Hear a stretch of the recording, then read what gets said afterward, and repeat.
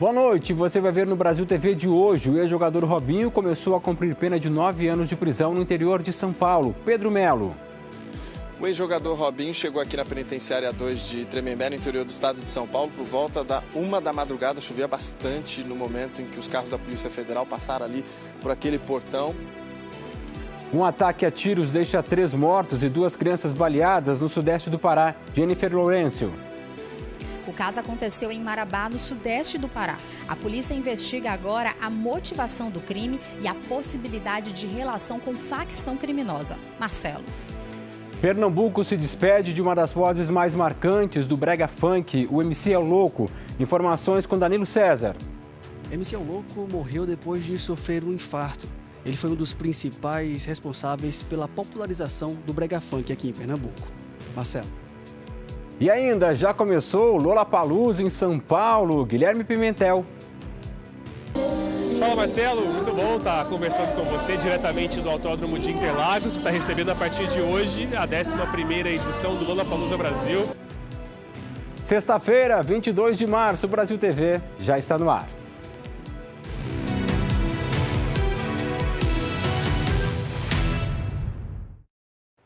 O ex-jogador Robinho começou a cumprir pena de 9 anos de prisão por estupro coletivo contra uma albanesa. O crime foi em 2013 na Itália. Essa semana, o Superior Tribunal de Justiça homologou a decisão da Justiça italiana e decidiu que ele vai cumprir pena aqui no Brasil. Robinho foi transferido nessa madrugada da Polícia Federal de Santos para o presídio de Tremembé. O Pedro Melo tem mais informações direto da penitenciária no interior de São Paulo.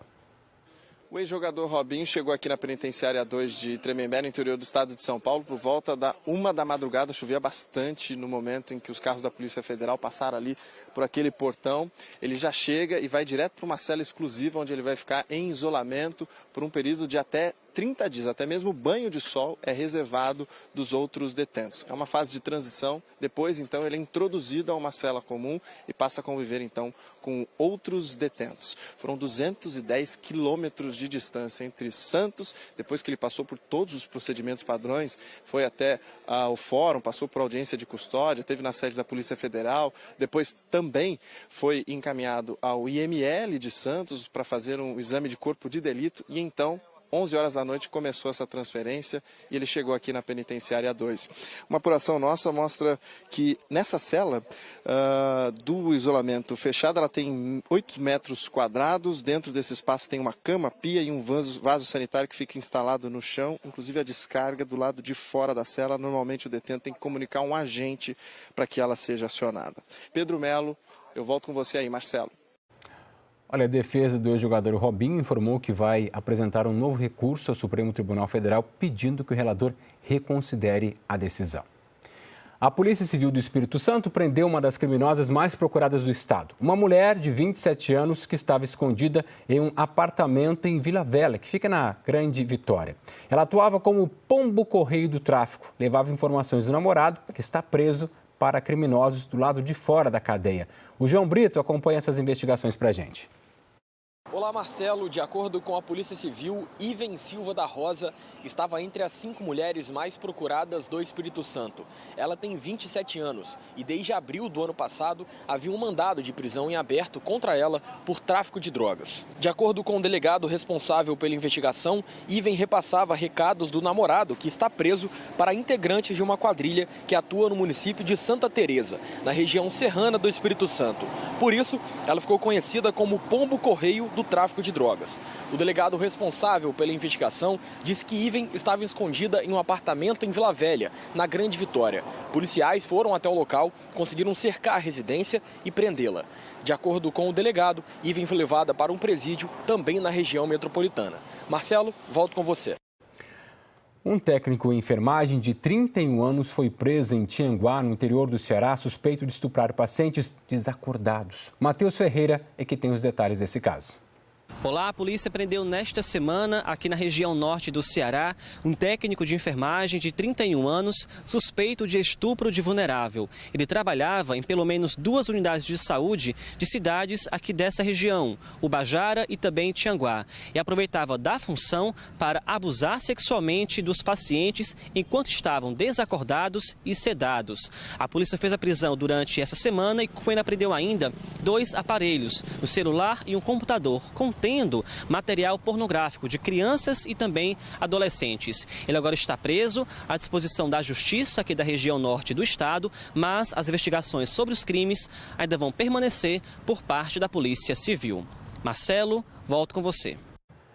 Olha esse caso, 3 pessoas morreram e 2 crianças foram baleadas durante um ataque a tiros em Marabá, no sudeste do Pará. Testemunhas contaram que as vítimas estavam sentadas na frente de uma casa quando 2 criminosos chegaram a pé e começaram a atirar. A Jennifer Lourenço aqui tem os detalhes pra gente. Oi, Marcelo. O crime foi ontem à noite na casa de uma das vítimas. Testemunhas disseram à polícia que 2 homens vieram pela parte de trás do imóvel e efetuaram vários disparos. Um homem e uma mulher morreram no local. O outro homem ainda chegou a ser socorrido, mas morreu no hospital. 2 meninas, uma de 7 e outra de 11 anos, foram baleadas e estão no hospital, mas não correm risco de morrer. As crianças estavam com o padrasto, que é uma das vítimas assassinada. A polícia faz buscas para encontrar os criminosos e uma das linhas de investigação é que o crime tenha sido motivado por uma guerra entre facções criminosas atuante no bairro. Volto com você, Marcelo. Um acidente matou 5 pessoas da mesma família na BR-452, na região sul de Goiás. Eles voltavam de uma cidade vizinha, onde foram fazer compras. Quem tem as informações é o Emerson Ferreira. Oi, Marcelo. Esse acidente aconteceu em Goiatuba, município que fica na região sul de Goiás. Entre os mortos, uma adolescente que completaria 15 anos daqui a um mês e 2 meninos, um de 9 e outro de 11 anos. As outras vítimas são 2 adultos. De acordo com a Polícia Rodoviária Federal, o carro em que a família estava bateu de frente com uma caminhonete na BR-452. O casal e os filhos ficaram presos às ferragens e morreram no local. O carro da família ficou completamente destruído e a caminhonete chegou a sair da pista e só parou num lago. A polícia informou que as vítimas moravam em uma propriedade rural próxima ao local do acidente e que eles voltavam de uma cidade vizinha, onde tinham ido fazer compras em um supermercado.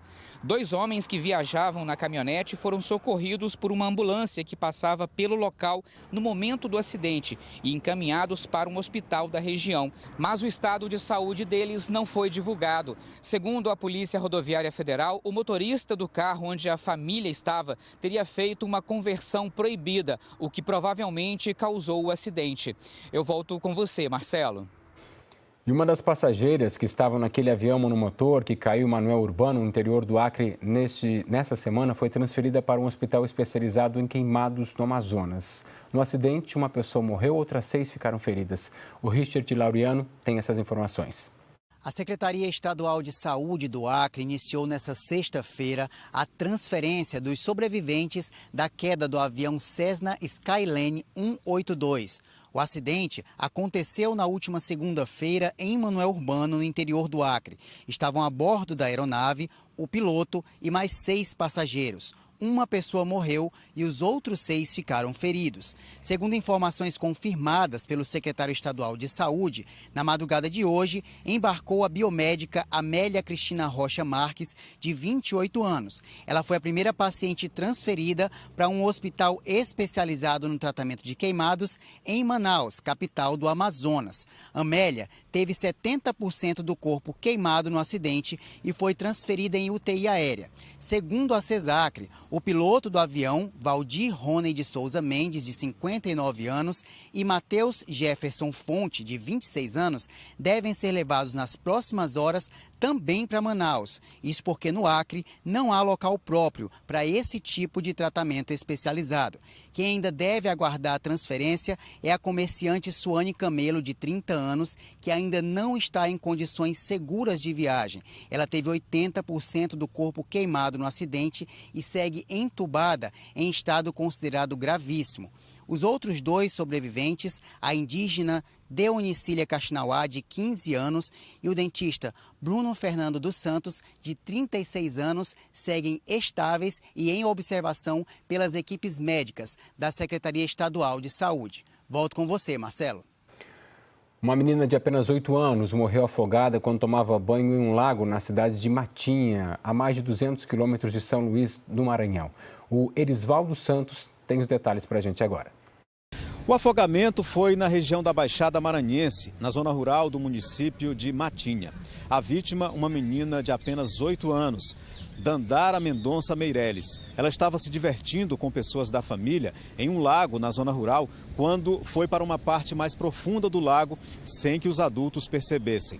Quando eles deram por falta dela, já era tarde. A menina foi encontrada minutos depois, mas infelizmente já estava morta. Com esse, já são 3 afogamentos só este mês na região da Baixada Maranhense.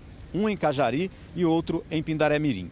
De Santa Inês, Erisvaldo Santos para o Brasil TV. E no Rio Grande do Sul, mais de 300 pontos chegaram a ficar sem energia. O temporal atingiu 130 cidades e deixou 5 pessoas feridas.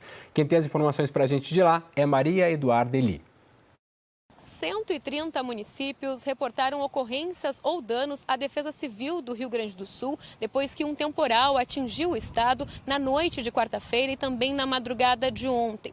As rajadas de vento chegaram aos 140 km por hora na região noroeste do estado, provocando quedas de árvores e postes. E além disso, também há bloqueios em pelo menos 5 rodovias federais. O mau tempo também chegou a deixar cerca de 1.150.000 clientes sem luz nas áreas de concessão da CE Equatorial e também da RGE. Aqui em Porto Alegre são pelo menos 10 unidades de saúde que seguem sem energia elétrica. O atendimento foi mantido, mas consultas precisaram ser reagendadas. Além disso, 3 estações de bombeamento de água seguem sem luz. A situação não é diferente na região sul do estado. Na cidade de Cerrito, os ventos passaram de 100 km por hora. 250 casas foram danificadas. Toda a cidade, que tem cerca de 6.000 habitantes, está sem luz e sem água. Aulas na rede municipal seguem suspensas. Em Pelotas, também na região sul, 26 casas foram destelhadas. Postes de luz caíram com a força da tempestade. Depois das temperaturas chegarem a quase 40 graus na semana passada, hoje o dia é de temperatura amena aqui no Rio Grande do Sul. As mínimas foram registradas em municípios da Campanha e também da Fronteira Oeste, com apenas 10 graus. Volto com você, Marcelo. Olha, um resgate dos bombeiros chamou a atenção na cidade de Lins, que fica no interior de São Paulo. Chovia muito ontem à noite, o motorista desse carro aí perdeu o controle e caiu num córrego. O morador que passava no local tentou retirar 2 ocupantes do carro, mas a correnteza era muito forte. O homem de camisa laranja ficou sentado no teto desse veículo até a chegada dos bombeiros. Aí as equipes de resgate usaram cordas para levar as 3 pessoas até a margem. O resgate, ainda bem, foi feito com sucesso e os 3 foram levados para o pronto-socorro da Santa Casa de Lins. A chegada de uma frente fria causou prejuízos em Mato Grosso do Sul. Um temporal com uma nuvem de poeira atingiu o estado. Nessa sexta-feira, 600 alunos de uma creche tiveram as aulas suspensas, depois que o local ficou destelhado com a força do vento. Quem tem os detalhes é o Martim Andrada. Oi, Marcelo, tudo bem? Olha, aqui em Mato Grosso do Sul, até que teve chuva, a temperatura caiu um pouco, mas o que chamou a atenção mesmo foi a tempestade de areia que atingiu várias cidades do estado.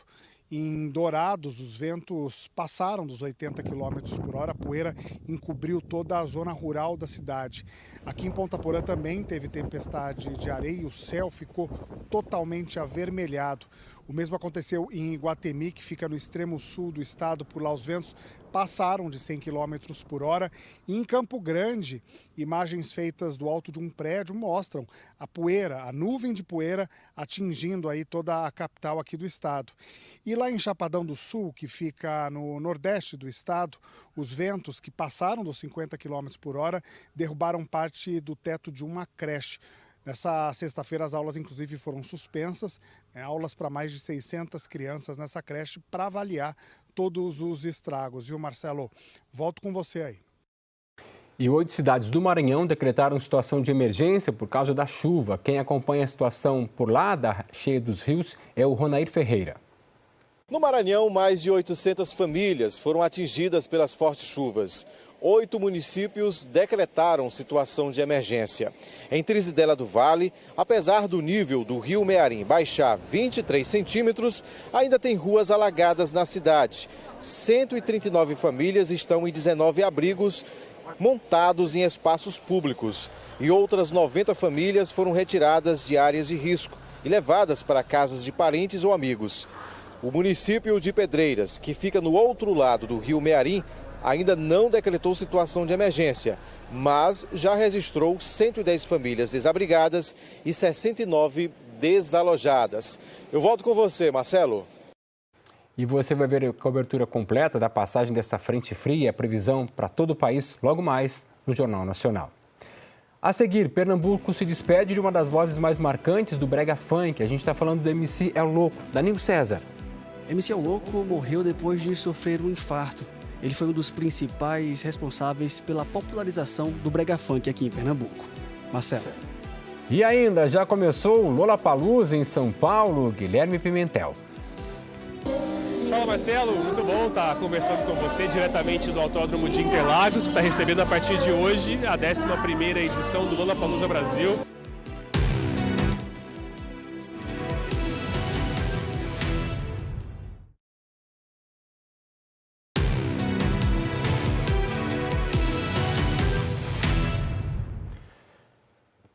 Pernambuco se despediu hoje de uma das vozes mais marcantes do brega funk, o MC El Louco.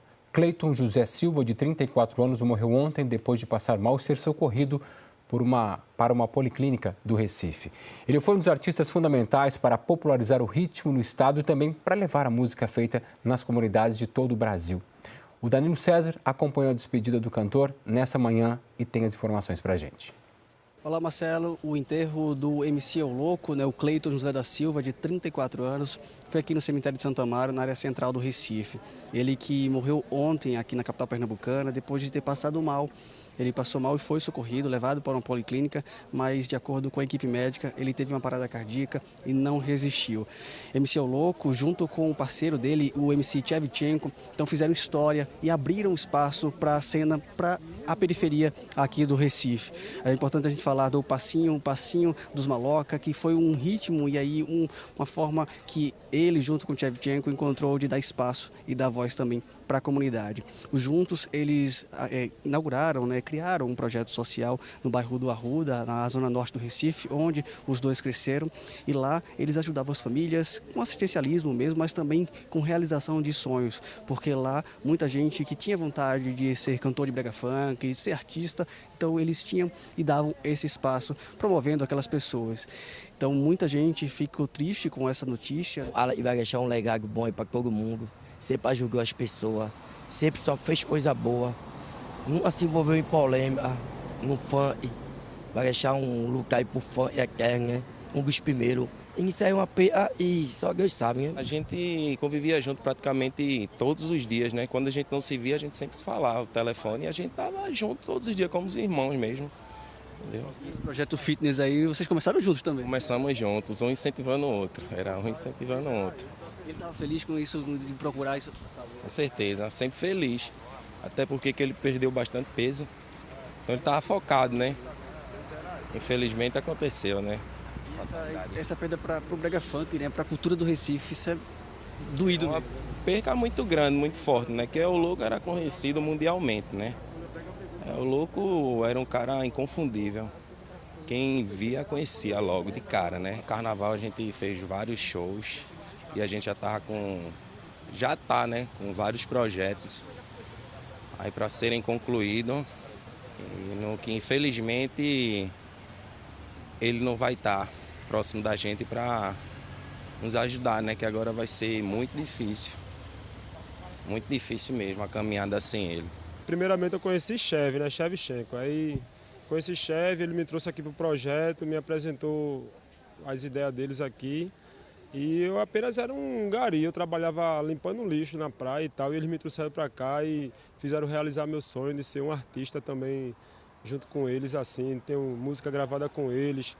Aí foi isso aí, mano, foi os caras que abriram as portas para mim, para ser quem eu sou hoje em dia, tá entendendo? Ele, aos 34 anos, morreu vítima de infarto e hoje, então, teve o enterro dele aqui no cemitério, no velório, mais cedo, na sede do projeto social. Muita gente passou a madrugada, passou a manhã também acompanhando, e de lá, da sede do projeto até aqui o cemitério, houve um cortejo com as pessoas no carro também caminhando e cantando as músicas que foram muito tocadas aqui no Recife, também no Brasil, e que inspiraram também outros artistas.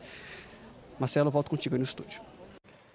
Daqui a 2 dias já começa a Semana Santa e o Domingo de Ramos. Sabemos que está pela frente. Por causa das festas religiosas, Minas Gerais é o destino tradicional neste feriado. E aí hoje o governo mineiro, inclusive, anunciou uma programação para Belo Horizonte e também para cidades do interior. O Hernani Fiuza é quem nos conta. Oi, Cosme, tudo bem? Olha, a expectativa é que cerca de 400 mil turistas venham aqui para Minas Gerais durante a Semana Santa. O estado é um dos principais destinos nesse período. Muitas cidades daqui, inclusive cidades históricas, já têm a tradição de realizar celebrações e encenações. Ouro Preto, por exemplo, recebeu no ano passado cerca de 25 mil visitantes e agora, em 2024, deve chegar a 30 mil. Já aqui em Belo Horizonte, pela primeira vez, a Paixão de Cristo será encenada na Praça da Liberdade, um dos cartões postais da capital mineira. Quando nós trazemos turistas e quando nós movimentamos os turistas internos, as pessoas que estão em Minas Gerais, nós damos uma força muito grande na cadeia produtiva da arte, da cultura, nós geramos emprego, renda, nós movimentamos desde o hotel ao supermercado, à farmácia e, claro, está também os bares, os restaurantes e todo o ambiente da paisagem cultural. Minas atrai turistas muito também pela natureza. Então esse é o momento das pessoas virem, um momento de contrição. Historicamente a Quaresma é isso, a Paixão é isso. No entanto, é uma oportunidade também desses turistas conhecerem as maravilhas que nós temos aqui no estado de Minas Gerais. Em todo o estado, a programação especial segue até o domingo de Páscoa. Cosme, volta aí contigo. Olha, uma pane elétrica interrompeu por mais de 2 horas a circulação em uma das principais linhas de trens de São Paulo. Hoje pela manhã, os passageiros foram retirados dos vagões e tiveram que caminhar nos trilhos. As estações ficaram lotadas, a linha é o principal meio de transporte para os moradores da Zona Leste, uma das mais populosas de São Paulo. A CPTM, companhia responsável pela operação dos trens, afirma que a circulação foi interrompida por um curto-circuito que aconteceu quando um pedaço de pano caiu sobre a rede elétrica. O caso está sendo investigado como vandalismo. A circulação dos trens já voltou ao normal. A 11ª edição do Lollapalooza já começou em São Paulo e os portões foram abertos pouco antes das 11h30 da manhã. E os próximos 3 dias prometem muita música boa. O Guilherme Pimentel está lá e conta pra gente quais são as atrações de hoje, direto do Autódromo de Interlagos. Fala Marcelo, muito bom estar conversando com você diretamente do Autódromo de Interlagos, que está recebendo a partir de hoje a 11ª edição do Lollapalooza Brasil. Olha Marcelo, depois de 2 semanas de calor fortíssimo, tempo aberto, muito sol aqui em São Paulo, o primeiro dia do festival começou nublado, com chuva, vento e frio. Mas olha, parece desanimador, mas eu acho que só isso não será capaz de abalar a ansiedade, a expectativa do público para hoje, por um motivo muito simples. A principal atração do dia é a banda americana Blink-182. É uma banda formada em 92, fez muito sucesso na virada dos anos 2000, nos primeiros anos daquela década especialmente, e inclusive aqui no Brasil, e apesar disso a banda nunca veio se apresentar aqui. Os fãs estão esperando esse show desde o ano passado. A banda teve um problema de saúde, um dos membros teve um problema de saúde, precisou cancelar a apresentação. Eles não vieram pro Lola, mas fizeram uma promessa: a gente volta no ano que vem. E eles estão aqui para cumprir esse trato e se apresentar finalmente. Para quem é daquela época, adolescente daquela época, ainda tem o Offspring antecedendo o Blink-182, então essa sequência está sendo muito aguardada. Ainda destacaria o duo britânico Jungle, de música eletrônica, um pouco de soul, um pouco de música eletrônica, e também a banda canadense Arcade Fire. Tudo isso mais do meio da tarde para o começo da noite. Entre os brasileiros de destaque, temos aqui Luísa Sonza, Marcelo D2, Baiana System. Tem muita gente que vai passar por aqui ainda. É só o primeiro dia de Lollapalooza, e até domingo, temos amanhã e domingo ainda, vai receber quase 80 atrações musicais. Deixo essas informações com vocês. Vocês estão ouvindo um pouquinho de música, fazer um pouquinho de inveja para quem não está em São Paulo, não está podendo acompanhar o Lollapalooza esse ano, Marcelo. Volto com você. Mas você não está em São Paulo, não tem problema não. Aguenta a mão que eu vou te contar. Lá no g1.com.br tem uma página especial com todas as informações do festival. E os shows do Lollapalooza vão ser transmitidos, aí sim, pelo Multishow, pelo canal Bis e pelo Globoplay, com direito a sinal 4K para assinantes Globoplay mais canais. Hoje a Globo, você vê os melhores momentos depois do Jornal da Globo. No sábado, depois do Altas Horas. E no domingo, é logo depois do BBB. O Brasil TV fica por aqui. Outras notícias logo mais no Jornal Nacional, 8h30 da noite, horário de Brasília. Boa noite e um excelente fim de semana.